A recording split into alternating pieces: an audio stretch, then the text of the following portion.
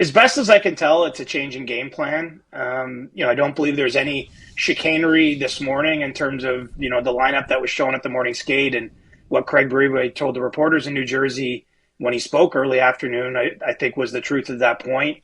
It sounds like the players that are being scratched tonight, all found out somewhere after that stage that they were out of the lineup, and it doesn't seem as though anything is necessarily imminent in terms of moves for any of those guys. It's purely protecting the assets. Obviously, those are players that are in play for the Leafs for trades, but it's not as though I have any indication at this point that there's a deal coming for any of them in the next hour or so. So, does seem as though the Leafs are kind of adjusting on the fly, I guess, to their circumstances. Shock spread across Toronto's locker room when several Maple Leafs players suddenly disappeared from the lineup just hours before a game. Trade rumors were already moving fast across the National Hockey League, and then a decision linked to General Manager Brad Treliving pushed the situation even further. Coaches confirmed the change happened quickly behind the scenes, and the explanation revealed that something bigger was unfolding. The situation developed during the National Hockey League trade deadline period when teams across the league were negotiating roster changes. Berube was asked about whether or not they're going to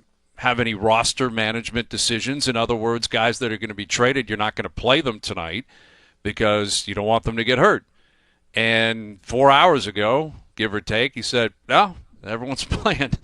And then 4 hours later, Ekman-Larsson, McMann, and Laughton aren't playing tonight. During that same window, the Toronto Maple Leafs suddenly removed 3 players from their lineup before a game. The players were forward Scott Laughton, defenseman Oliver Ekman-Larsson, and forward Bobby McMann. The decision was not connected to injuries during the game itself. Instead, the scratches happened while trade discussions were taking place across the league. During the National Hockey League trade deadline, teams often remove players from the lineup to avoid injury if a deal is being discussed. Head coach Craig Berube explained the situation when reporters asked why the players were missing from the lineup. Things changed as the day went along. We held those guys out. The comment confirmed that the decision happened during the same day as the game. The change immediately drew attention from hockey media and analysts because lineup scratches during the deadline period often signal trade negotiations. The decision also affected the team environment inside the locker room. Players prepared for the game expecting a normal lineup, and instead, several teammates were suddenly unavailable. Craig Berube addressed that impact directly. It's tough. We want to win games. When you come to the rink and 3 important players aren't in the lineup, it is going to impact the guys. The scratches occurred during a difficult stretch for the Maple Leafs. The team had struggled in several recent games and was searching for consistent results, and each loss increased attention on the team's roster decisions. During one game in that stretch, Toronto faced the New Jersey Devils and lost 4-3 in a shootout. The Maple Leafs scored 3 goals in regulation through Matthias Maccelli, William Nylander, and Matthew Knees. Goaltender Anthony Stolarz stopped 44 shots during the game. Despite that performance, the Devils forced overtime and won the shootout. Another close game came against the Philadelphia Flyers. Toronto lost 3-2 in a shootout during that matchup. Flyers goaltender Dan Vladar stopped attempts from Austin Matthews and Max Domi to secure the victory. The lineup scratches quickly became the center of attention across hockey media. Removing 3 players at the same time during the trade deadline period rarely happens without a reason connected to roster movement. And around the league, teams often make similar decisions when negotiations are active. General Manager Brad Treliving controlled those discussions for Toronto. As the Maple Leafs general manager, he manages trades, contracts, and roster decisions. And during the deadline window, those responsibilities become even more important because teams decide whether to add players for a playoff push or move players to reshape the roster. The scratches involving Scott Laughton, Oliver Ekman-Larsson, and Bobby McMann appeared during that exact window. Head coach Craig Berube confirmed the timing when he spoke to reporters. Things changed as the day went along. We held those guys out. His explanation indicated that the situation developed quickly during the day. In the National Hockey League, that type of decision usually happens when trade talks are progressing between teams, and holding a player out prevents a last-minute injury that could cancel a deal. Berube also explained how the sudden lineup change affected the players preparing for the game. It's tough. We want to win games. When you come to the rink and 3 important players aren't in the lineup, it is going to impact the guys. The coach's statement showed that the decision came from management rather than a typical coaching adjustment. At the same time, Toronto was also dealing with other roster issues. Defenseman Chris Tanev underwent core muscle surgery that ended his season. The veteran defenseman had played 11 games with the Maple Leafs before the procedure, and team officials confirmed that he is expected to return before training camp. The injury reduced defensive depth on the roster, and during the trade deadline period, injuries can push teams to consider additional moves. While these roster issues developed, the Maple Leafs continued playing games during a difficult stretch of the season. Toronto lost 4-3 in a shootout against the New New Jersey Devils. During that game, the Maple Leafs scored through Matthias Michelli, William Nylander, and Matthew Knees. Goaltender Anthony Stolarz made 44 saves, but the Devils forced overtime and won the shootout. Another close result came against the Philadelphia Flyers, and Toronto lost that game 3-2 in a shootout. Flyers goaltender Dan Vladar stopped attempts from Austin Matthews and Max Domi to secure the win. The results added pressure around the team as the trade deadline approached. During that period, Maple Leafs captain Austin Matthews also addressed the team's urgency. I don't think concern is the right word, I just think we need more desperation, more fire. Matthews also described the team's mindset during the difficult stretch. We know the position that we're in, and we need to be the more desperate team every single night. Those comments came while roster decisions continued behind the scenes. The sudden scratches, confirmed by the coach, showed that management activity was already affecting the lineup. And as trade discussions continued across the National Hockey League, the decision linked to Brad Treliving kept drawing attention around the Toronto Maple Leafs organization. What's your reaction to the addition yesterday,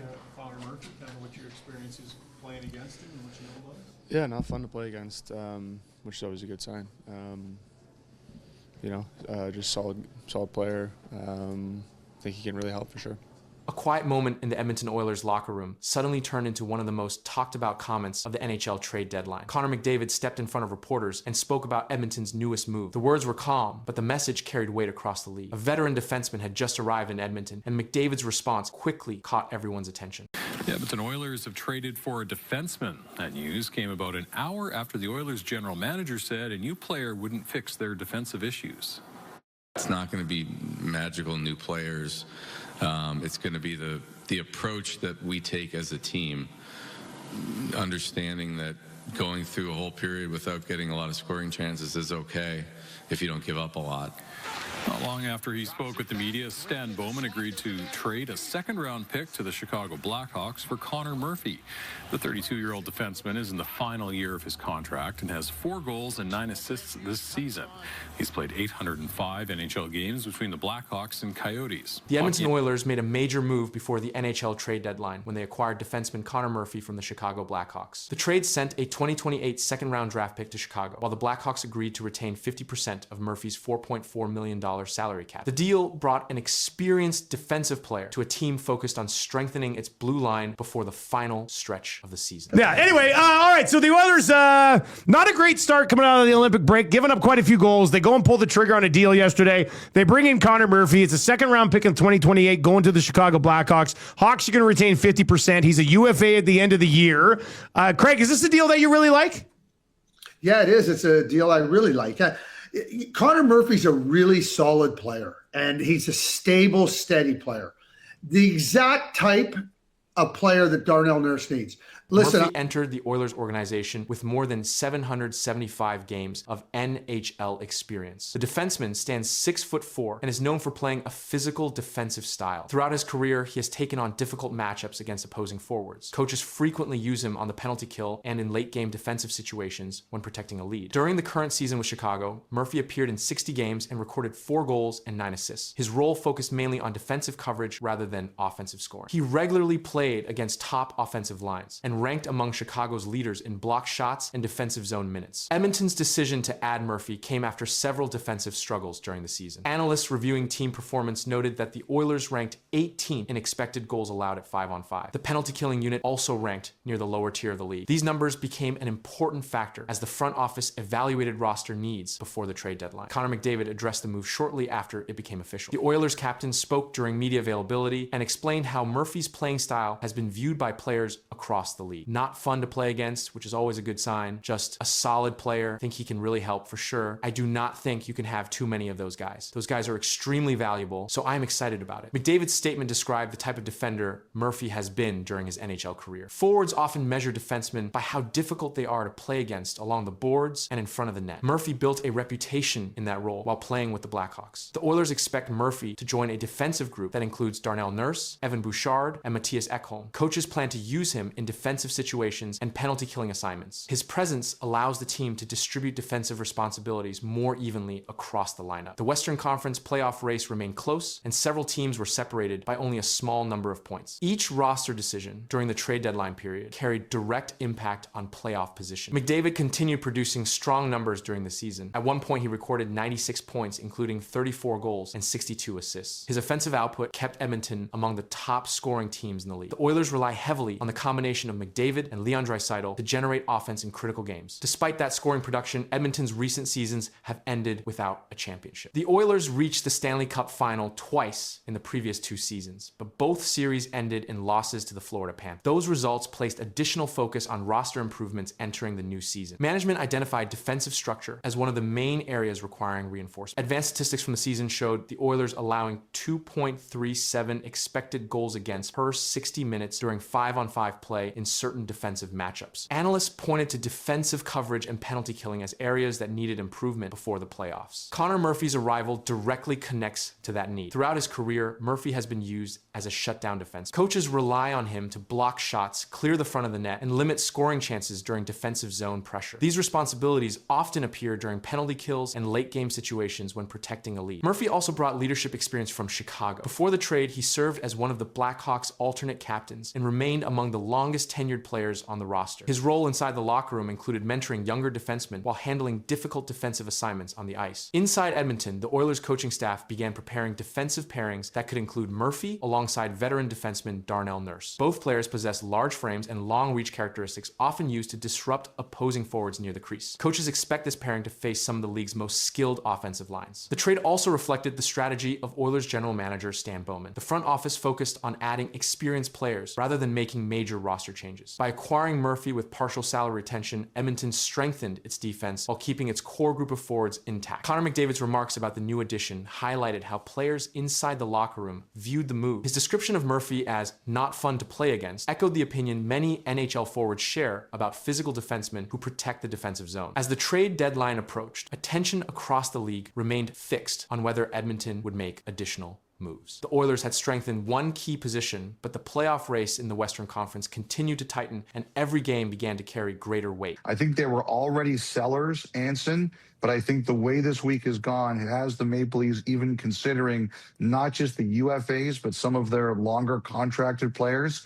I think if people have ideas, they want to call them, just call them and they'll listen to what you have to say. I think they've been very disappointed by the way this year has gone, and they're willing to listen maybe on some things that they wouldn't have been willing to listen on earlier in the year. A quiet sentence on national television just changed the Maple Leafs' entire trade deadline picture. Elliotte Friedman revealed that Toronto is no longer thinking small. The front office is widening its scope, and more names are now in play than expected. Core stars are not included, but the list is growing, and what that means behind closed doors is only starting to surface. Elliotte Friedman delivered the update during Saturday headlines on Sportsnet. He reported that the Toronto Maple Leafs are expanding what they are willing to consider before the March 6 NHL trade deadline. The original expectation was simple. Toronto would evaluate pending unrestricted free agents and decide whether to move. That plan has now shifted. Friedman said the word around them is they are widening their scope of what they would consider. That statement confirmed the organization is no longer focused only on expiring contracts. The front office is now discussing players who have term remaining on their deals. This changes the trade structure. Players with term often carry more value because acquiring teams control them beyond the season. He's the captain of the Senators. He's a great captain for the Senators.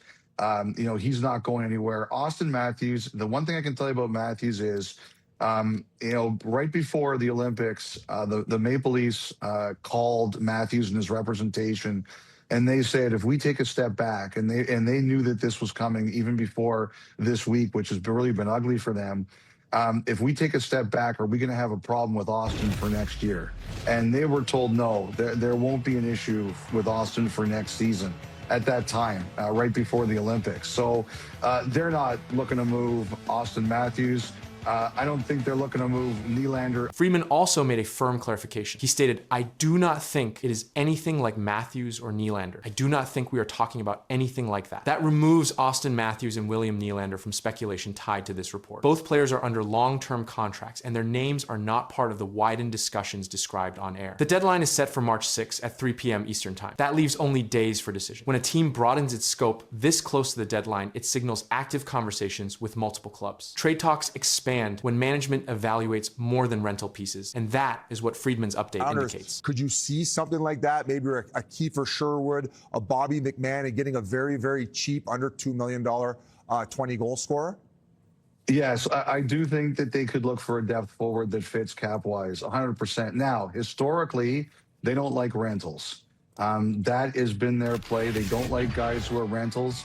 Sherwood would be a rental. McMann would be a rental. One player discussed directly was Bobby McMann. McMann is a pending unrestricted free agent. Friedman said McMann could go either way. He added that the fact McMann remains with Toronto suggests no offer has yet met the team's expectations. That places his situation in a flexible category. He could stay or he could move, and no final decision has been reported. Friedman also mentioned defenseman Oliver Ekman-Larsson in relation to possible league interest. He said the Edmonton Oilers are looking at options on defense and at center depth. Ekman-Larsson is under contract beyond this season, which fits the widened scope Friedman described. It shows that teams are asking about players with control beyond one playoff run. This development comes while Toronto sits outside a strong playoff position. Recent losses have tightened the race in the Eastern Conference. Teams in that position often reassess strategy. Expanding trade discussions can serve two purposes. It can reshape the current roster, and it can also address longer-term salary structure. Defense discussions are part of that picture. Friedman noted that Edmonton is looking for a right-shot defenseman or a third-line center. He linked Oliver Ekman-Larsson to league interests, pointing out that Ekman-Larsson has experience playing the right side. Ekman-Larsson is signed beyond this season, and his contract status aligns with a broadened strategy. Morgan Rielly's name also surfaced during the segment. Rielly carries a no-movement clause in his contract, and that protection limits trade flexibility. Friedman said he was not certain whether Rielly had been formally discussed, but added that Toronto is considering more things. That statement reflects a wider evaluation of roster options, even if restrictions apply. The Maple Leafs general manager Brad Treliving now faces limited time. The NHL trade deadline remains fixed at 3 p.m. Eastern on March 6, and trades completed after that time are not permitted for postseason eligibility. That firm deadline increases pressure in the final days. Phone calls intensify and offers change quickly. Reports indicate Toronto has struggled since the Olympic break, which has influenced how the front office views its position. When results decline close to the deadline, management often studies whether to sell assets, retain players, or adjust long-term planning. Expanding discussions suggests a broader internal review. Players with expiring contracts still remain part of the process. Bobby McMann's situation remains unresolved. Friedman's statement that McMann could go either way shows no final direction has been chosen, and that flexibility can shift quickly if another team presents an offer that meets Toronto's valuation. This approach does not confirm a rebuild, and it does not confirm a blockbuster. It confirms activity. Friedman's on-air update establishes that Toronto is listening on more names than previously reported, and that includes players signed beyond this year. It excludes core stars such as Austin Matthews and William Nylander, and it places the organization in an active negotiating position days before the deadline. With the scope widened and time running short, league executives now monitor Toronto closely. Conversations continue behind closed doors, and decisions must come before the clock stops.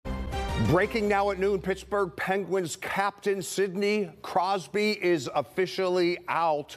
KDKA sports reporter Cassidy Wood is here in the studio with us this afternoon. Cassidy, this isn't just 1 or 2 games without Sid. Yeah, that's right, Barry. Unfortunately, Sid will miss a minimum of 4 weeks now.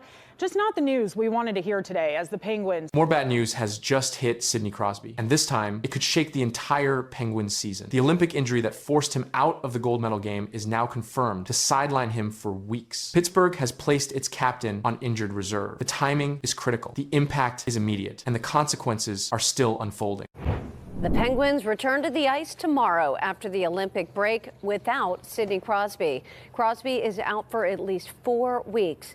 Fans have been waiting for news on his status since he was hurt while playing on the Canadian Olympic team. Yeah, it really is, Christine. You know, especially when you consider that Sidney Crosby has really been an Iron Man for the last 4 years for the Pittsburgh Penguins. He has missed only 2 of their last 300 games, but that now is going to change today. The Pittsburgh Penguins confirmed that Sidney Crosby will miss a minimum of 4 weeks because of a lower body injury. The injury happened during the 2026 Winter Olympics in Milan. Crosby was hurt in Canada's quarterfinal game against Czechia. He left the ice late in the second period after getting tangled along the boards and did not return to the game. After evaluation, the Penguins placed Crosby on injured reserve. The team announced the move following his return from Italy. Being placed on injured reserve means Crosby cannot play during this recovery period, and the team can adjust its roster while he heals. The 4-week timeline is the minimum. His status will depend on medical evaluations in the coming weeks. Crosby did not play in Canada's semifinal game against Finland. He also missed the gold medal game against the United States. Canada went on to lose the final 2-1 in overtime. Before the injury, Crosby recorded 6 points in 4 Olympic games. He was serving as captain of Team Canada during the tournament. After the gold medal game, Crosby spoke about the injury. He said he was pretty close to playing, but ultimately could not go. He also said he did not have an issue with the hit that led to the injury. According to reports, he credited the medical staff in Italy for giving him a chance to attempt a return. At the time of the injury, Crosby Crosby was leading the Penguins in scoring this season. Before the Olympic break, he had 27 goals and 32 assists in 56 games. Despite his age, he has remained one of Pittsburgh's top offensive producers. The Penguins entered the Olympic break with a 29-15-12 record. They were sitting in second place in the Metropolitan Division with 70 points. The team now faces a tight schedule over the next several weeks. Reports indicate Pittsburgh has 26 games remaining in the regular season, including a stretch of 15 games during the next 4 weeks, while Crosby is expected to be out. The following day, Canada's head coach said it was too